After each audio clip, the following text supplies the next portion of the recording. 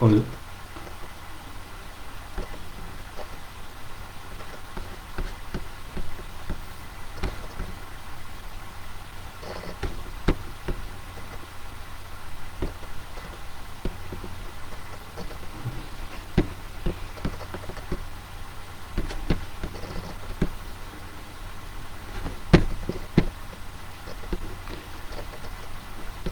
hola, ¿cómo les va?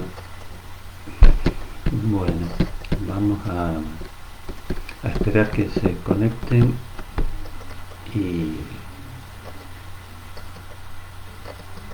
coméntenme si se escucha bien y empezamos.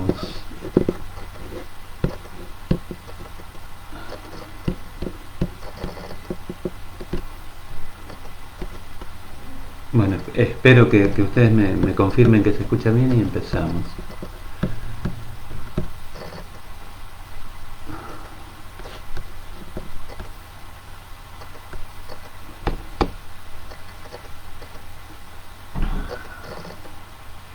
Bueno, todavía no ha llegado. Ah, bueno, acá me llegan las respuestas de ustedes. Bueno, vamos a comenzar a comentar el texto Lo inconsciente. Eh, ya vimos más allá del principio del placer. Vamos a ver este texto Lo inconsciente y otro texto que tal vez no se ve tanto en la facultad, que es Análisis terminable e interminable. Con eso vamos a tener una base metapsicológica para abordar algunos temas del programa, ¿no? Eh, bueno, el texto Lo inconsciente, van a ver que Freud hace bastante hincapié en la cuestión de la tópica, y va a empezar el texto con una pequeña introducción donde él dice que la represión no consiste en eliminar un representante de la pulsión, sino fundamentalmente la represión consiste en que ese representante no llegue a la conciencia.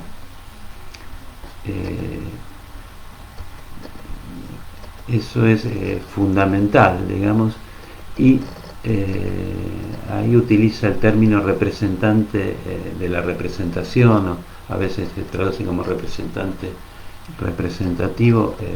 Vamos al final del texto a hacer un comentario sobre eso. Y otra cosa que plantea en la introducción es que lo inconsciente lo conocemos siempre a través de la traducción que llega a la conciencia. Entonces, el trabajo va a consistir siempre en ver cómo ha sido esa traducción, cuáles son los mecanismos de la traducción, y les decía el trabajo un poco del analista, y el trabajo del pasaje de lo inconsciente a lo consciente supone siempre vencer resistencias, dice Freud.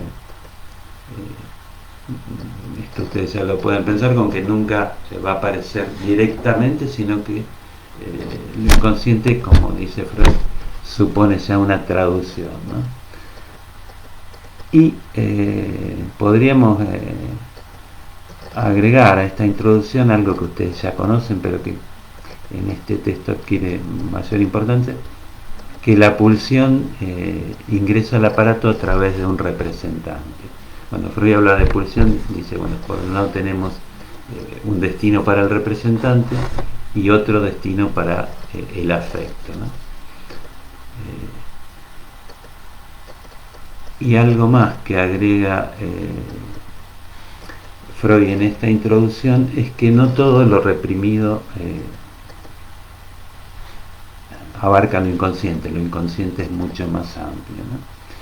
Bueno, con eso Freud se mete ya al capítulo primero, que es el que vamos a pasar más rápido. Freud lo titula Justificación del concepto de inconsciente. Dice que es un supuesto necesario y legítimo. Lo necesario gira en torno, él empieza diciendo que, bueno, que los datos de la conciencia son lagunosos y que los síntomas, los sueños, suponen siempre bueno, que tenemos que inferir que hay algo por detrás, ¿no? Y léanlo, no es muy complicada la explicación que va dando. Y cuando plantea que es legítimo, da una serie de ejemplos. El más contundente me parece que es el que da es el de la hipnosis, que dice, bueno, la hipnosis ha demostrado que hay pensamientos inconscientes o actos que se originan en el inconsciente, ¿no? Y dice algo interesante también, que no hay que olvidar, que el inconsciente no es una conciencia segunda. Esto quiere decir que cuando, como vamos a ver en todo el texto, Freud va a hablar del inconsciente con propiedades específicas y bastante distintas al funcionamiento de la conciencia, ¿no? Critica también la idea de subconsciencia y a grandes rasgos un poco eso es lo que plantea en el capítulo 1. En el capítulo 2 ahí nos vamos a meter un poco más en detalle en el texto. Freud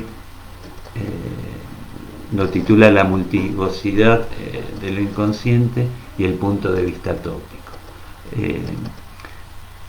Los distintos sentidos del término inconsciente que usa Freud se pueden resumir en dos. Por un lado, el plantear lo inconsciente en tanto descriptivo, que ahí diríamos, bueno, es consciente todo lo que no está en un momento determinado en la conciencia. Un recuerdo que ustedes no lo tienen presente, pero lo pueden recordar, se puede caracterizar como inconsciente desde el punto de vista descriptivo. Y el otro sentido del término es más importante, en tanto Freud dice, bueno, desde el punto de vista sistemático, lo inconsciente es lo que está gobernado por las leyes del sistema inconsciente, ¿no? Aquello que se va a condensar, se va a desplazar, que para llegar a la conciencia tiene que superar resistencias, y entonces esas leyes van a ser, como les decía antes, totalmente distintas a lo que rigen la conciencia y podríamos decir también en el preconsciente, ¿no? A continuación de esto, Freud plantea los tres sistemas, el inconsciente, el preconsciente y la conciencia, con una censura siempre entre el inconsciente y el preconsciente, y una censura entre lo preconsciente y la conciencia. Esto también ustedes creo que ya lo han visto. Y en la página 169 ahí plantea una pregunta que va a organizar casi todo el texto, ¿no? Él dice, se las leo así, es más preciso. Él dice, si queremos tomar en serio una tópica de los actos anímicos, tenemos que dirigir nuestro interés a una duda que en este punto asoma.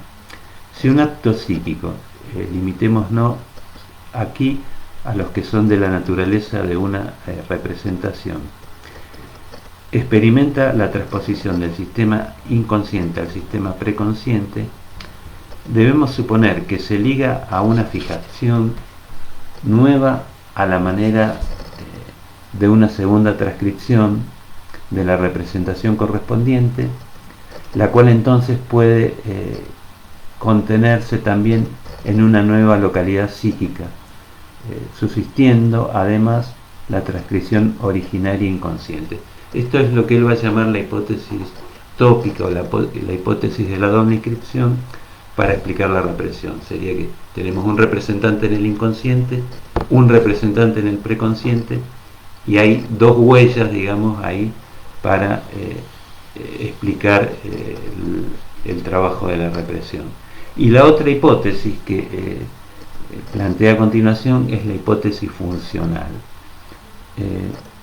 Él dice así, o más bien debemos creer que la transposición consiste en un cambio de estado que se cumple en idéntico material y en la misma localidad.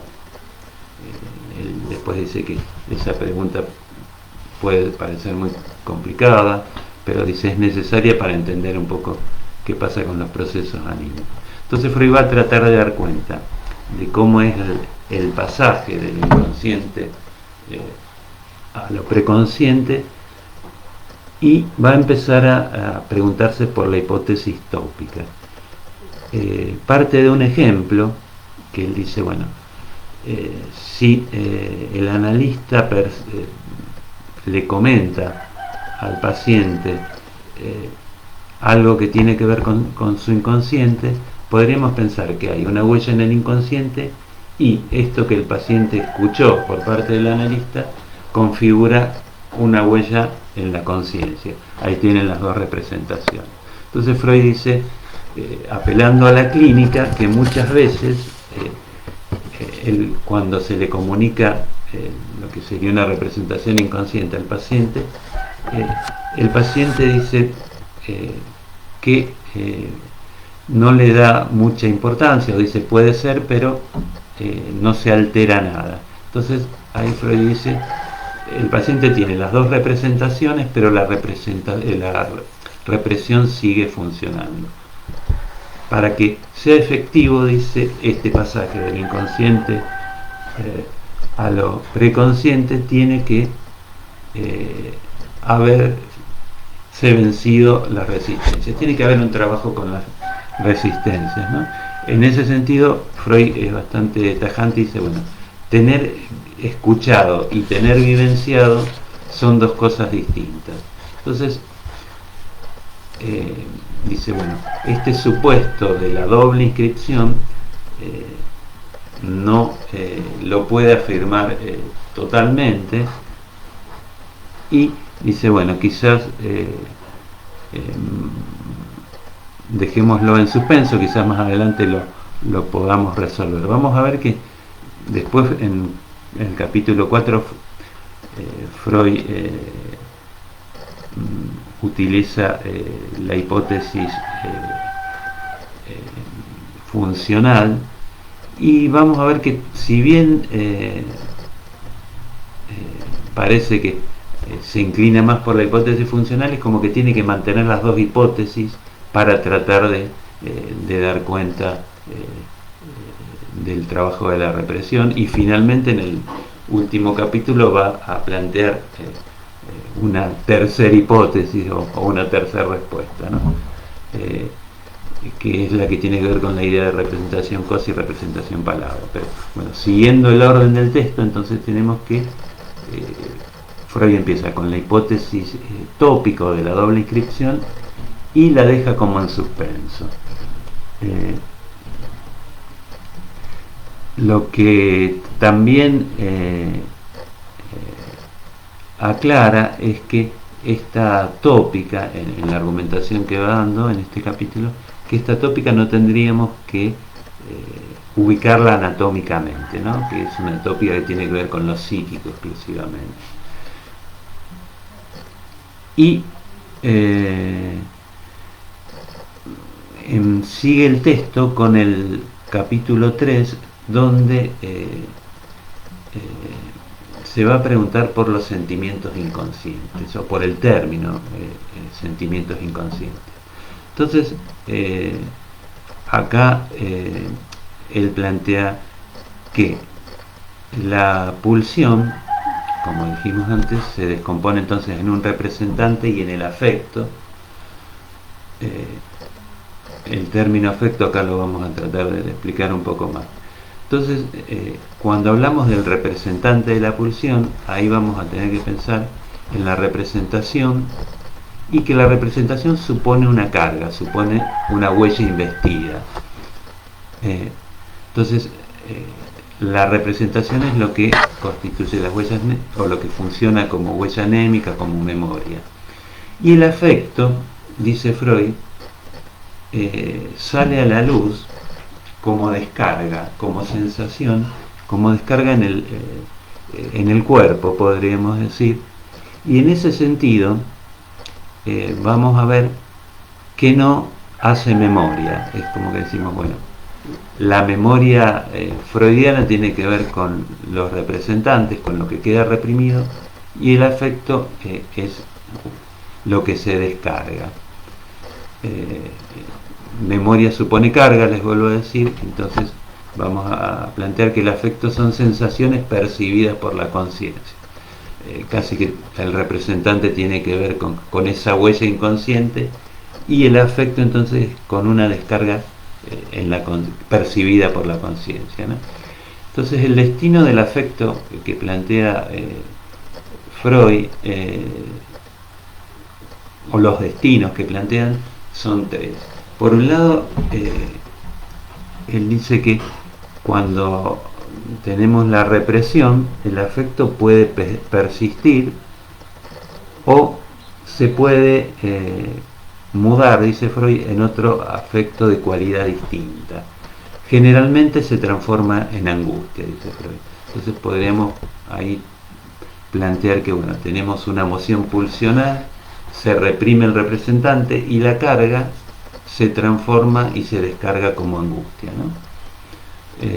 Y el otro destino que plantea Freud es que el afecto se puede sofocar, se puede eliminar, por así decir, por completo, que sería el caso de la represión lograda. Entonces les vuelvo a repetir, los tres destinos serían que el afecto persiste, que se transforma en angustia o que es sofocado.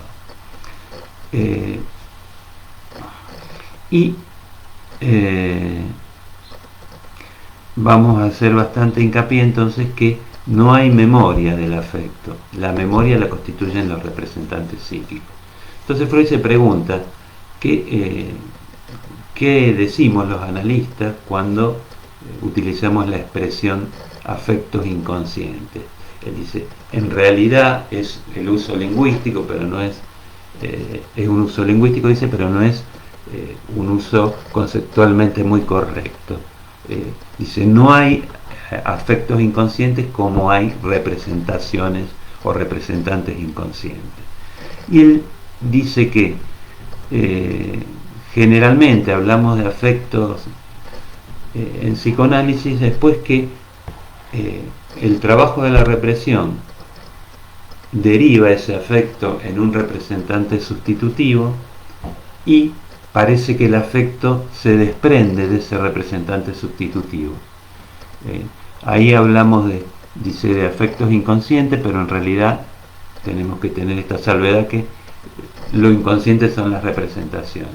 Entonces la idea de Freud es que a partir del proceso de represión se puede desviar la carga o el monto de afecto de la pulsión, ligándolo a un representante sustitutivo, por ejemplo en el caso de un síntoma o de una fobia, ¿no?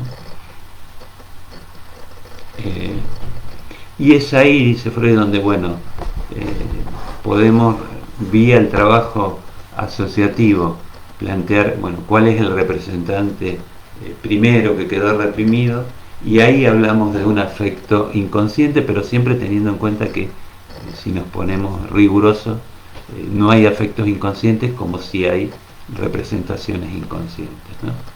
Entonces, cuando decimos que la angustia funciona como señal para el trabajo de la represión, decimos, la angustia no tiene un representante, pero es lo que permite desencadenar el trabajo de los representantes y lo que permite que haya memoria, ¿no?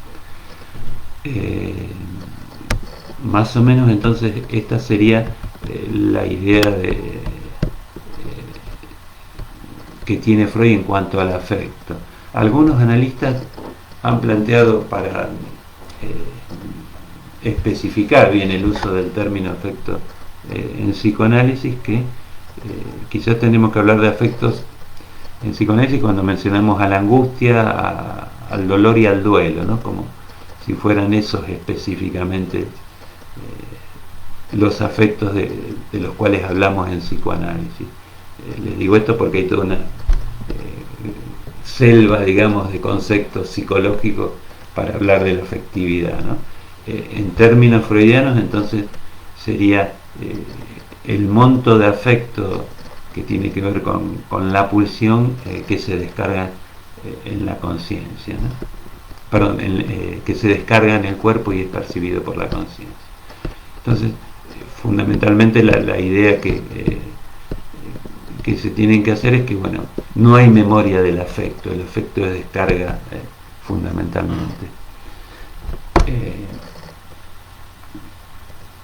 Esto que plantea Freud en relación a los afectos les va a servir para entender el capítulo siguiente, que se llama Tópica y dinámica de la represión.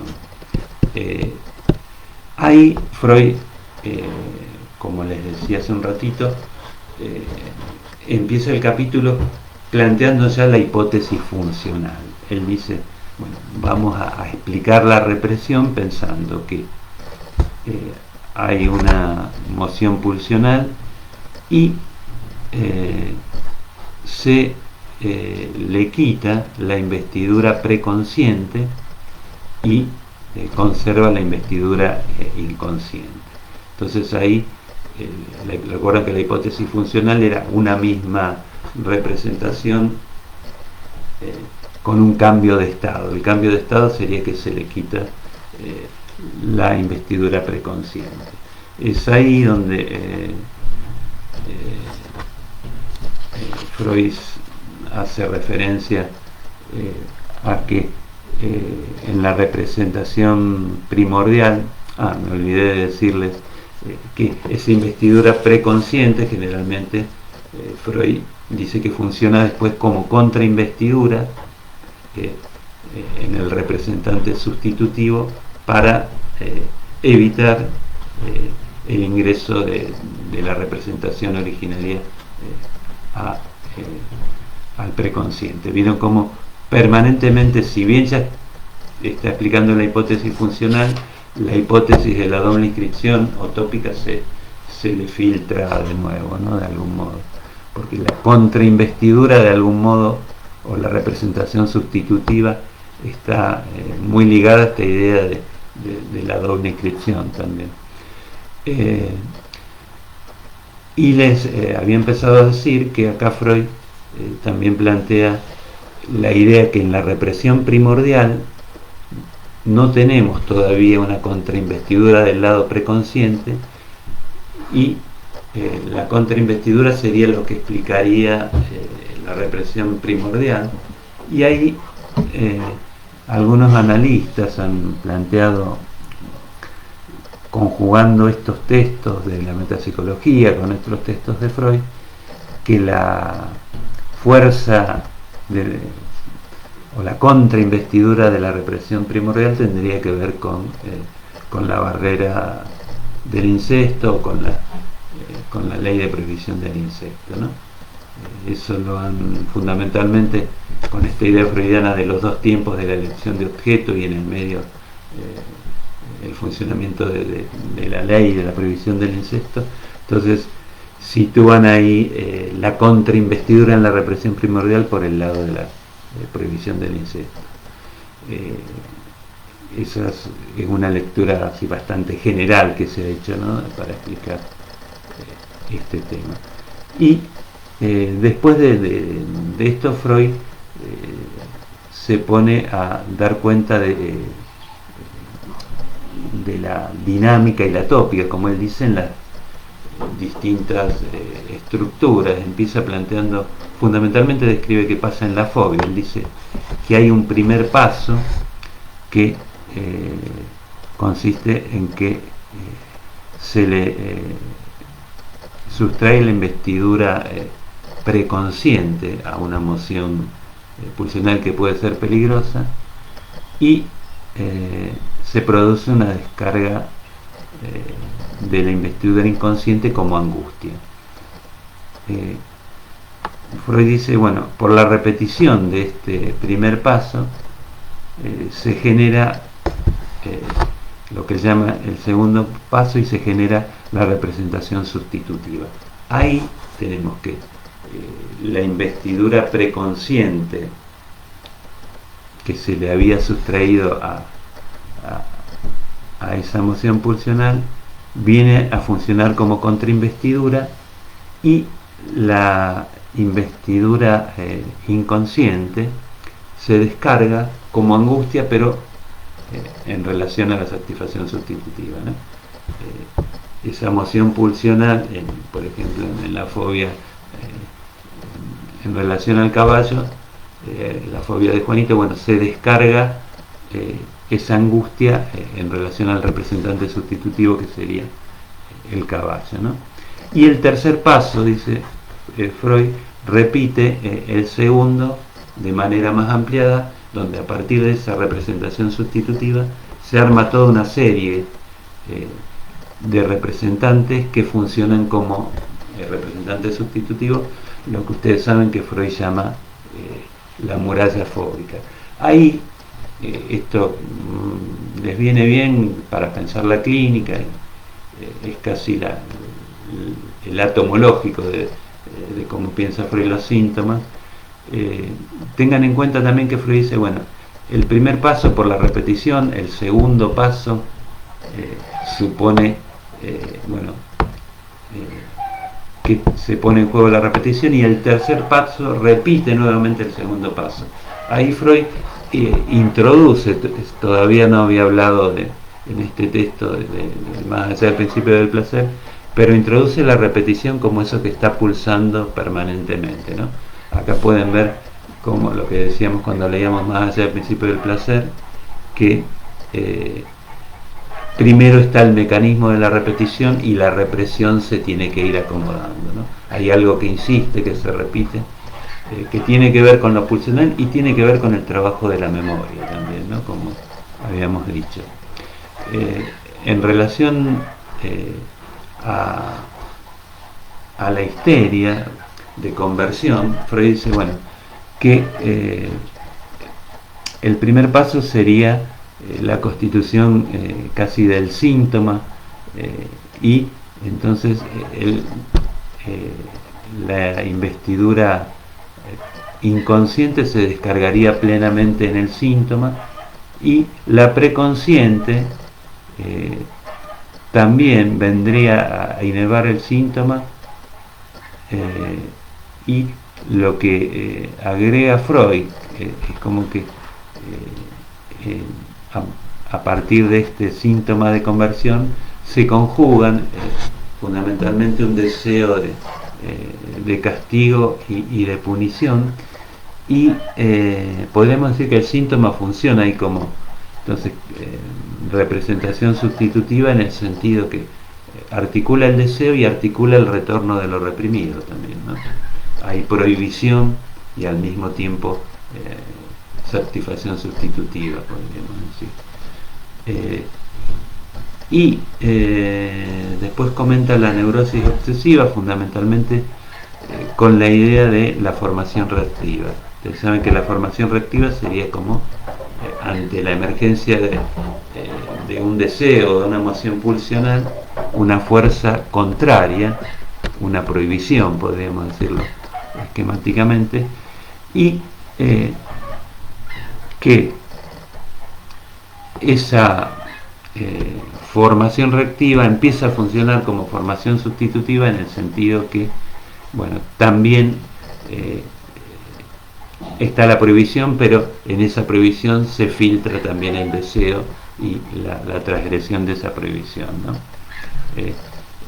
Freud plantea, bueno, que los rituales obsesivos serían como de algún modo una muralla que se va ampliando, si tomamos la metáfora de la fobia, en relación a esa primera emoción que la formación reactiva trata de frenar, ¿no? Acá me preguntan si puedo repetir lo de la histeria de conversión. Sí, la idea es que ante una moción pulsional en el inconsciente, el trabajo de la represión en el primer momento consiste en articular este síntoma de conversión, ¿no? Y ahí en el síntoma de conversión, les decía, se conjugan, por un lado, toda la energía inconsciente o toda la carga inconsciente Y en un segundo término, dice Freud, tenemos que pensar que lo preconsciente o la carga preconsciente se conjuga también en el síntoma, y ahí acentúa Freud que el síntoma de conversión es la realización de un deseo y al mismo tiempo la punición, el castigo, ¿no? Entonces ese síntoma conversivo o de conversión funciona como representación sustitutiva, ¿no? Casi que en Freud la representación sustitutiva, cuando llega a constituirse en síntoma en la histeria de conversión o en la neurosis obsesiva, funciona entonces como prohibición y transgresión al mismo tiempo, ¿no? No sé si te aclara, y lo que dice Freud es como que en la histeria de conversión la represión parece más lograda porque la investidura inconsciente se descarga en inervar esa parte del cuerpo que es tomada por el síntoma de conversión. En la fobia hay descarga como angustia, y en la neurosis obsesiva también, entonces la represión parece menos lograda, dice Freud. Es como que en la histeria de conversión habría más neutralidad en relación a ustedes, para decirlo de algún modo, en relación al síntoma. Es como que en la neurosis obsesiva y en la fobia la angustia aparece ahí de algún modo comprometiendo a ese síntoma, ¿no? Comprometiendo en el sentido que no es un síntoma tan logrado, ¿no? Como que el paciente sigue sintiendo un malestar o una angustia fuerte, ¿no? Parecería que ante el síntoma de conversión esa fórmula de la indiferencia de la histérica la podemos plantear deformándola un poco. Hay cierta indiferencia en tanto no siente la angustia que puede sentir un fóbico o un obsesivo, ¿no? Esto en términos muy descriptivos, pero me parece que les puede servir para entender. Entonces, en todo este proceso vamos a ver, bueno, que si el afecto es descarga, la tópica y la dinámica de la represión la vamos a tener que pensar fundamentalmente en cómo es la relación entre el representante originario y el representante sustitutivo, ¿no? El representante que está en el inconsciente y el representante que llega al preconsciente. Después vayan preguntando si no entienden.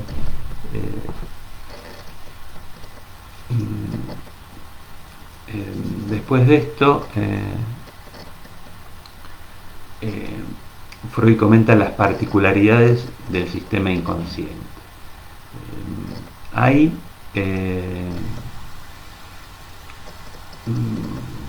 Freud comenta cosas que ha dicho en otros textos. Vamos a aclarar algunas cosas. Primero, dice que no hay negación en el inconsciente, en el sentido que no hay no deseo, hay cargas que se quieren descargar, podemos decir. Hay algo que quiere llegar a la conciencia, y tendríamos que aclarar ahí que cuando hablamos de negación, en otro sentido hablamos de un mecanismo que Freud lo menciona, que sería una especie de censura, dice Freud, de grado más alto, que cuando alguien dice, por ejemplo, esto no tiene nada que ver conmigo, está diciendo que eso tiene que ver con él, ¿no? En ese sentido, repito, una cosa es decir, bueno, no hay negación en el inconsciente en el sentido que hay siempre un deseo que intenta llegar a la conciencia, lo que se resiste es siempre el yo, y distingamos esto del mecanismo de la negación, de decir algo a partir de un no, ¿no? Otra cuestión que va a plantear Freud es que en el inconsciente rige el proceso primario de condensación y desplazamiento. Bueno, creo que ya eso ustedes lo manejan. Después dice que los procesos inconscientes son atemporales, otra de las características que da. Acá tenemos que también hacer una aclaración. Son atemporales en el sentido que un deseo de la infancia puede estar incidiendo en un síntoma en la adulta, en un sueño. Y otra cosa es decir, esto que planteamos, bueno, en la memoria freudiana funciona siempre la retroactividad. Ahí hay otra idea de tiempo que está en juego. Entonces cuando decimos el inconsciente es atemporal en el sentido que perduran los deseos a lo largo de la vida, ¿no? Pero no es que es ajeno al tiempo, porque cuando hablamos de retroactividad ahí tenemos que introducir el tema del tiempo.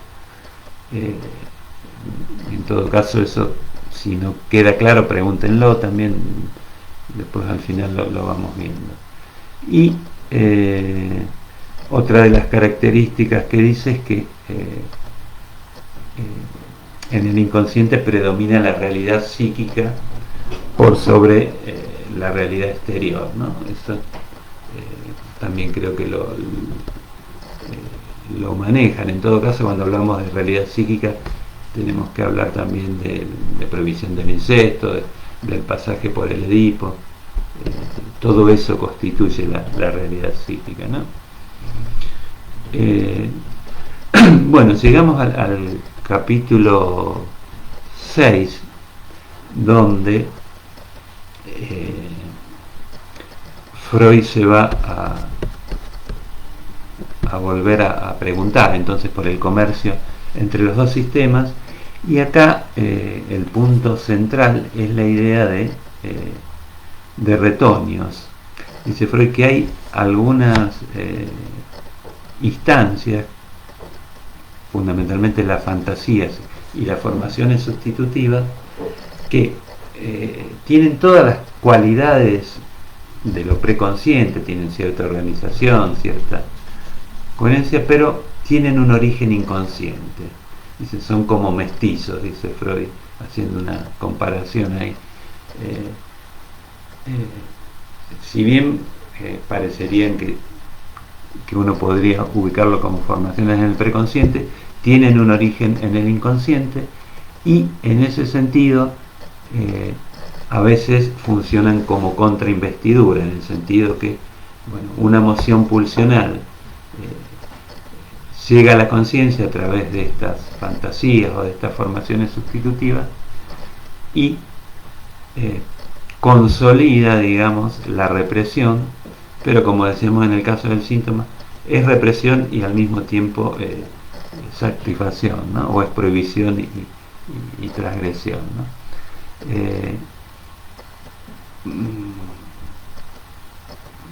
Donde lo que acentúa Freud entonces en estos retoños del inconsciente, que el origen es lo decisivo, ¿no? Y él hace un comentario que, bueno, esta idea de retoños del inconsciente también tiene un poco abajo la distinción así tan tajante entre lo preconsciente y lo inconsciente. Y ahí vuelve a comentar algo que había dicho en relación al pasaje entre lo preconsciente y lo consciente, que dice que todo pasaje de un sistema al otro supone una censura y una resistencia, ¿no? Y ahí dice, bueno, que el devenir consciente entonces siempre se da por una sobreinvestidura. La idea de transcripción, de traducción o de formación en Freud del material psíquico tiene que ver entonces con que se va produciendo cargas de un sistema a otro, ¿no? Esto es clave siempre en Freud. Bueno, la memoria supone carga, y cuando algo llega a la conciencia, ahí se produce la descarga, ¿no? Entonces, por eso Freud dice memoria y conciencia se excluyen, ¿no? Eh, y una cosa más que agrega es que estos retoños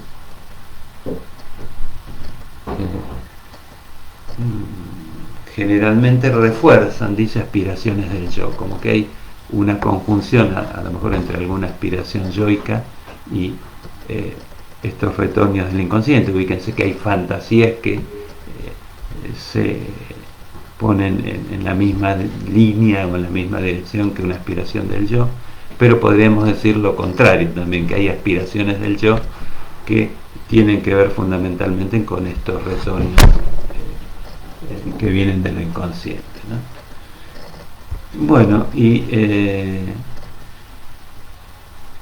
llegamos entonces al capítulo 7, que a lo mejor es el capítulo más complicado. Yo creo que este texto ustedes lo han trabajado en Psicoanálisis 1 también, así que me parece que tienen cierta idea, ¿no? Freud lo titula este capítulo El discernimiento entre los dos sistemas, y empieza con una reflexión sobre la esquizofrenia. Él se pregunta, o primero comienza aclarando que en la esquizofrenia se resigna, dice, la investidura de objeto y no se da la transferencia como se da en la neurosis de transferencia. Y dice, bueno, en la neurosis de transferencia, a pesar de la represión, se conserva la investidura de objeto y se da la transferencia, ¿no? Fundamentalmente habíamos visto, cuando vimos más allá del principio del placer, que el trabajo de sustitución y la condensación y el desplazamiento tienen que ver con la posibilidad de transferir, y podríamos decir acá que la posibilidad de constitución de un objeto, ¿no? Y a continuación de esto, Freud dice que en el trabajo con los esquizofrénicos llama la atención cómo los contenidos inconscientes se exteriorizan a la conciencia, casi como llegan sin la deformación que aparecería en la neurosis de transferencia. Entonces, para responder esta pregunta,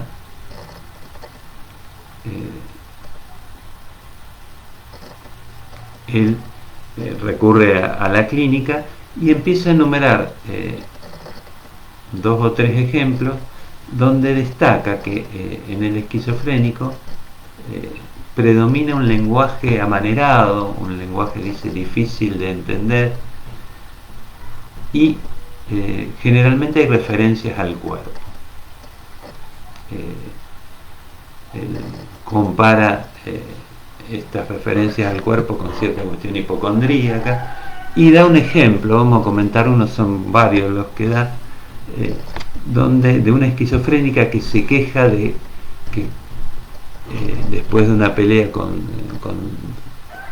su pareja, que él siempre tiene una posición distinta, sería como que siempre dice algo distinto, que ella lo ve siempre de una manera distinta, y usa la expresión, él es un torcedor de ojos,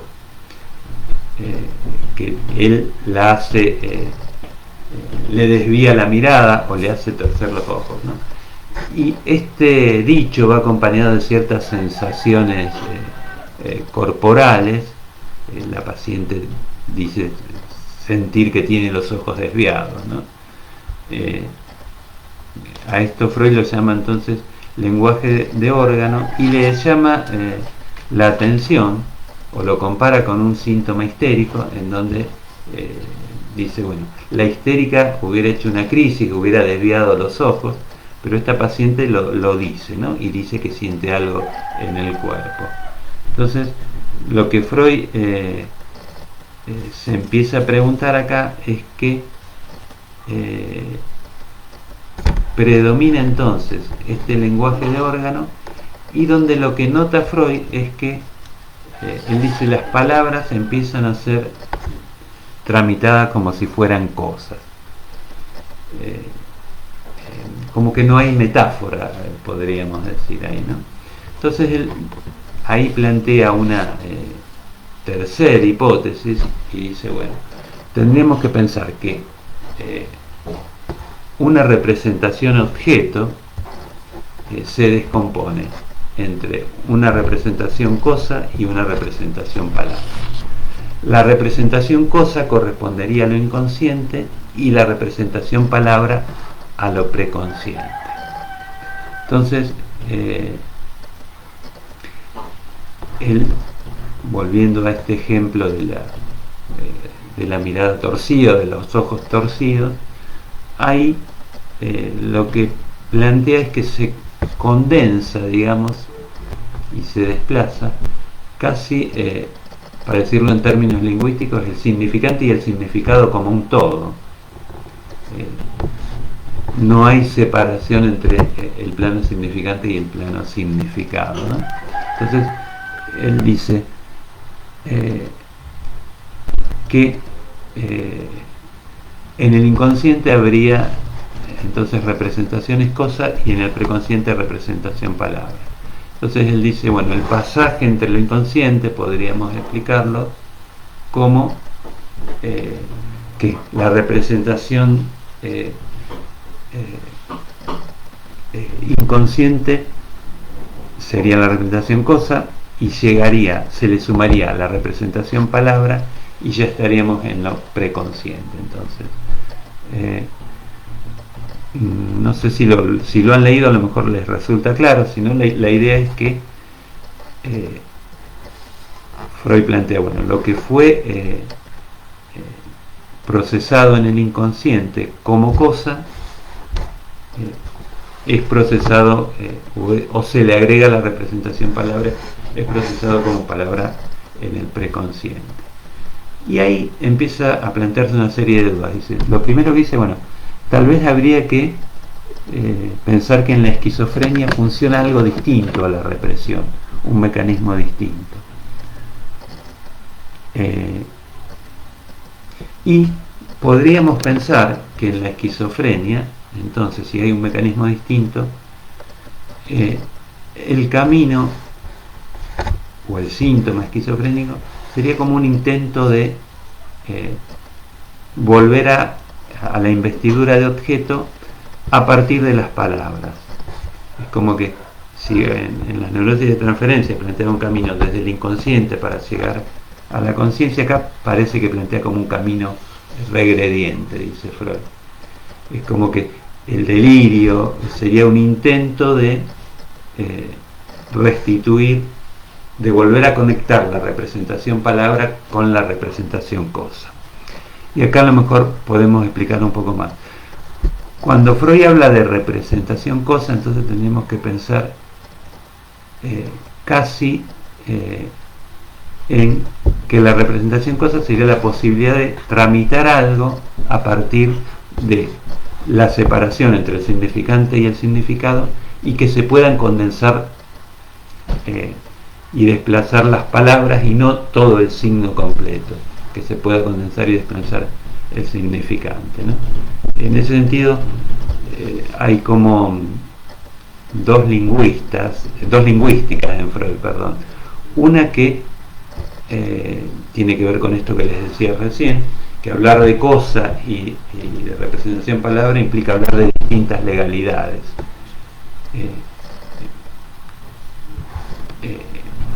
Siguiendo la explicación que les decía recién, en la psicosis habría algo ahí de lo inconsciente que no está funcionando adecuadamente.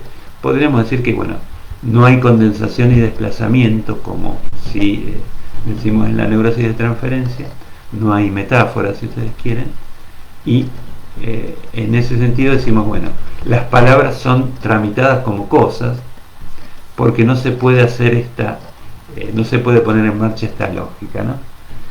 La otra lingüística que podríamos situar en Freud para tratar de entender esto desde otra lectura, vamos a decirlo así, sería que en un punto Freud piensa, bueno, tenemos una representación objeto, lo que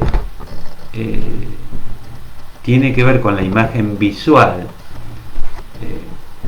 con la percepción de la cosa, queda en el inconsciente, y en el preconsciente se van formando las palabras a partir de las imágenes auditivas.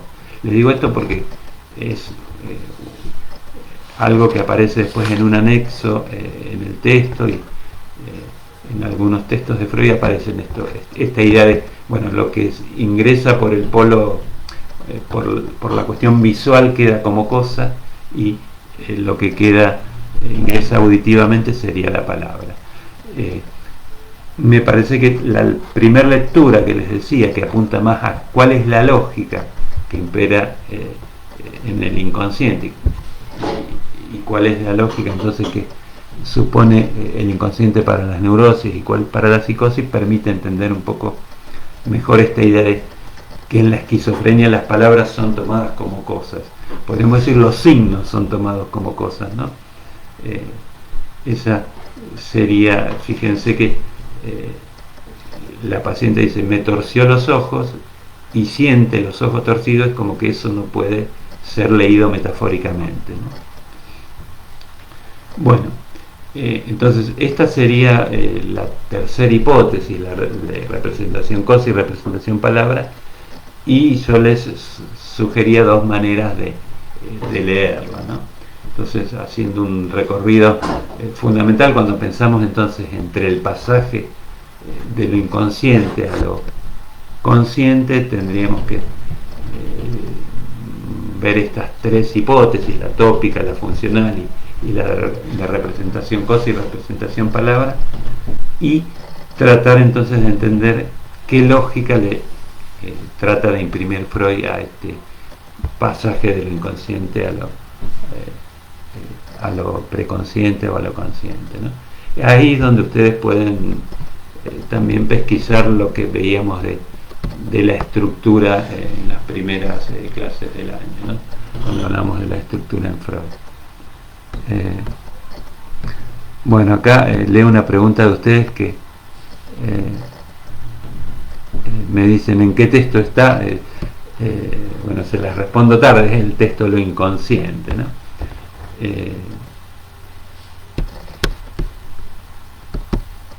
Bueno, más o menos, entonces, en estos temas hagan hincapié cuando lean el texto. Les vuelvo a repetir un poco, pensar el trabajo del pasaje de lo inconsciente a lo preconsciente, y también tengan en cuenta el tema de los afectos, que es un tema que a veces se presta a confusión, ¿no? En el sentido de que se mezclan muchas ideas psicológicas.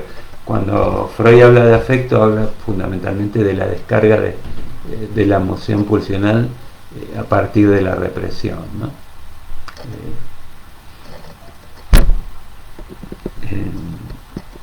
Bueno, no sé si se va entendiendo. Vamos a ver, yo les decía al principio que cuando la clase que viene veamos análisis terminable e interminable, vamos a tener un panorama así bastante interesante para pensar algunos temas del programa, ¿no?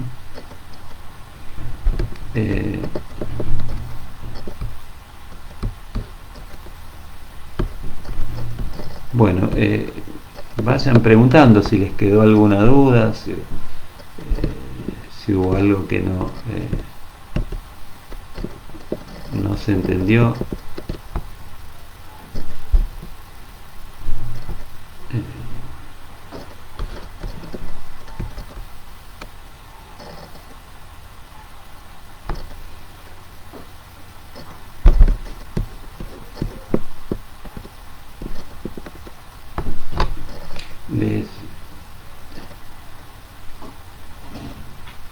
Bueno, espero que lleguen algunas preguntas.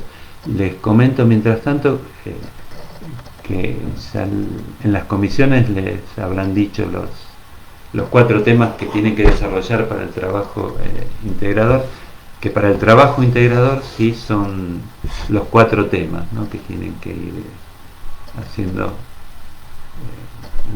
una especie de comentario breve de cada uno de esos temas, ¿no?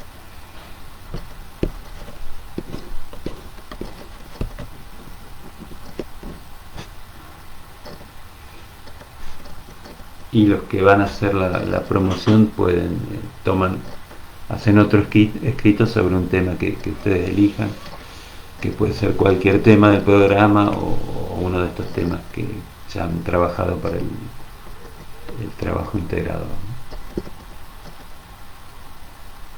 De este texto, lo inconsciente, ¿tienen alguna pregunta?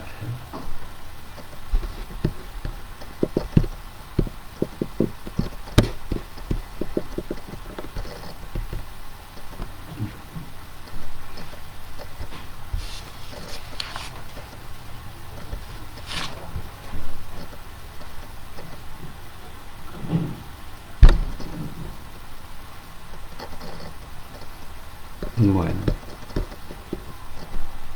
se entendió más o menos.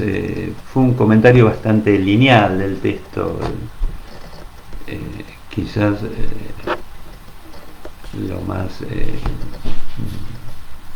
novedoso puede ser las dos maneras de entender el tema de la representación cosa y representación palabra, ¿no? Más que novedoso, lo que no estaba tan dicho en el texto.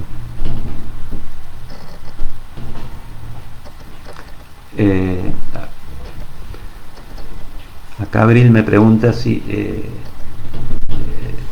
el trabajo integrador y el escrito lo corrige el docente del práctico.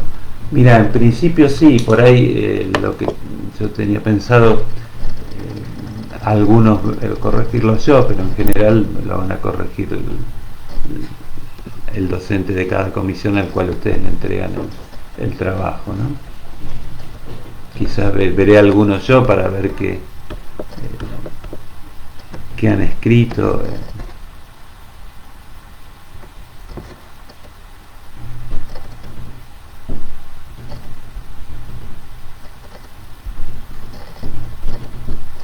Bueno, acá me comentan que se entendió.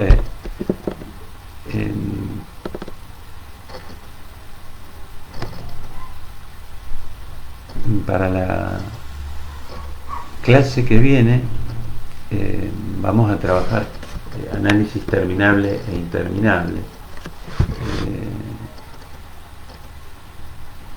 Ahí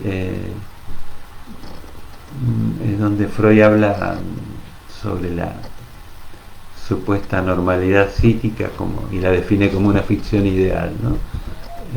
Es un texto interesante y les va a servir para esta materia y también bastante para clínica en relación al tema del fin de análisis y lo que plantea Freud, ¿no? Bueno, si no tienen preguntas, dejamos acá y nos vemos el miércoles que viene.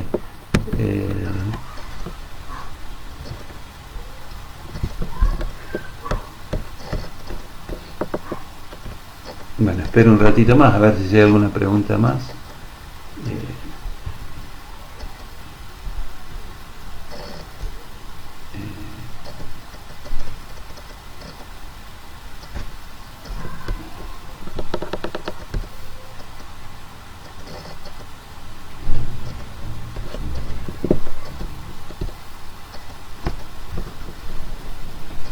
Bueno, dejamos acá entonces. Nos vemos el miércoles que viene con el texto análisis terminable e interminable. Si lo pueden leer antes, viene bien, así entienden un poco más la clase. Bueno, que tengan buena semana. Nos vemos el miércoles que viene.